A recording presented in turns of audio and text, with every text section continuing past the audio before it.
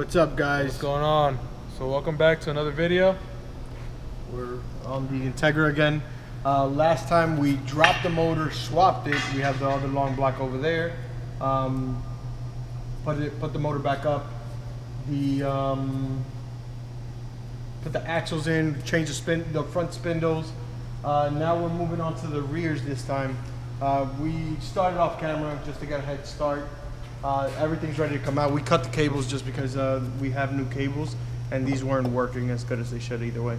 So we're ready to drop these, swap over the JDM ones with no ABS wires or sensors, and then we're gonna continue back on the motor. We got some new parts over here. Nothing major, but we have K-swap fuel lines we got from Tri-State, K-swap ground kit, K-tuned K24 speed sensor, not speed sensor, knock sensor, radiator mount kit, and RDX injectors with the jumper piggyback harnesses. So goal today is realistically to have all the parts on the car so we could get started on buttoning up on the little details. We wanted to paint the wheel wells. Oh yeah. So we just like you said, we just want to put everything on the car.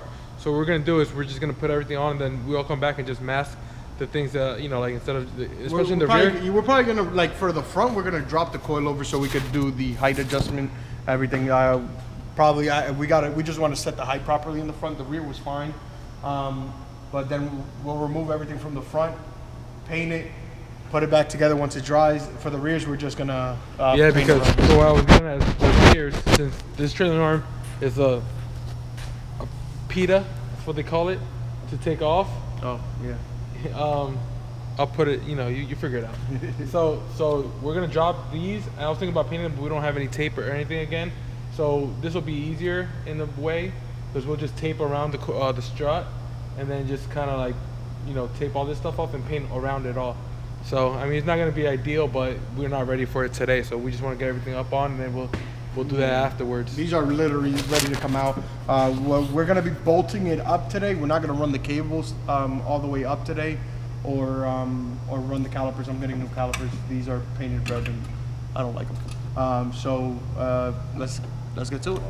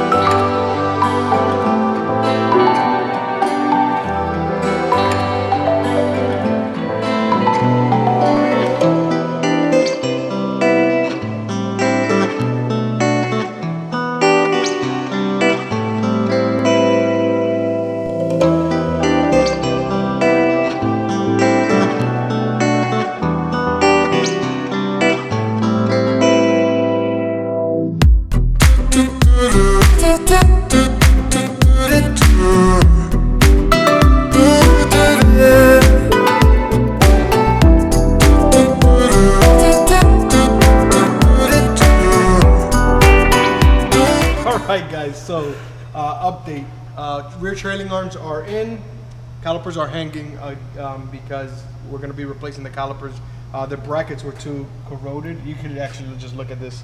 And we ended up having to cut the e-brake cables, which is fine because we do have extra e-brake cables.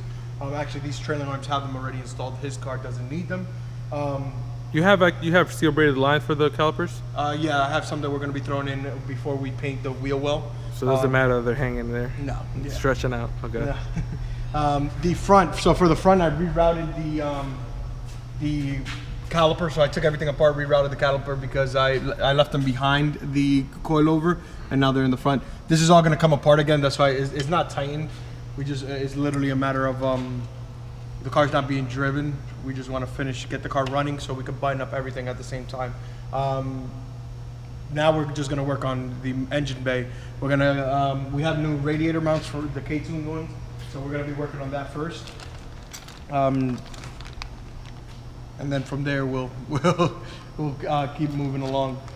Fuel. So after we do the radiator, we'll do fuel system, then grounds, then yeah, that's pretty much it. And then we'll have to do all the wiring behind it. So let's get to it.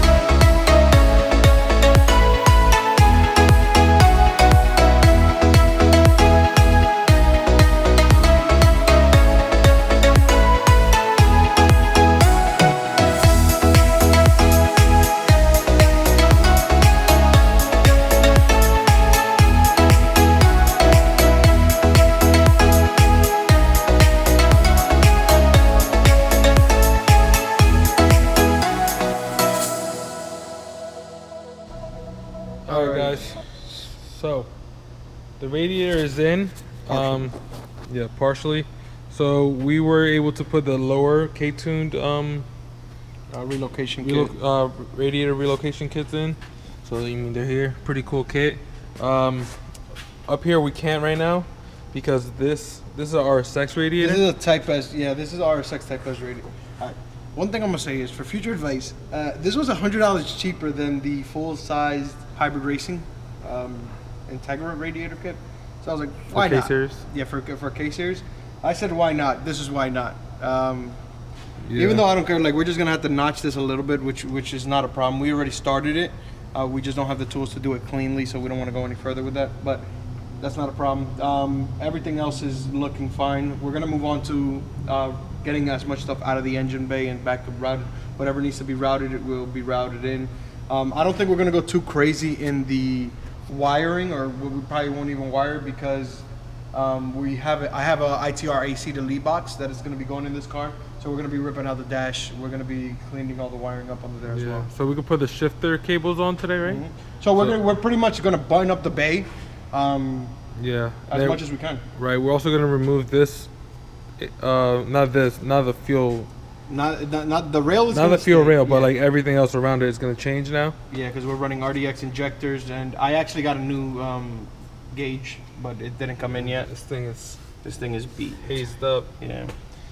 So that's gonna be coming in. We got new lines like we showed you earlier. So we're just gonna focus on getting most of the bay complete. So that way, when we come back, it's mostly buttoning up that we're gonna have to do. It's not gonna be really more installation. Right, so we're gonna get to do the fuel line and tuck everything inside the cabin. So that's probably where we're gonna start. We're probably gonna start by removing by routing the harness back into the car, because we also have the accessory harness for like the coolant and the fans are on a separate harness, and that's we'll route that. Oh, it's actually over here, so we'll route that back in to give power. So let's get to it.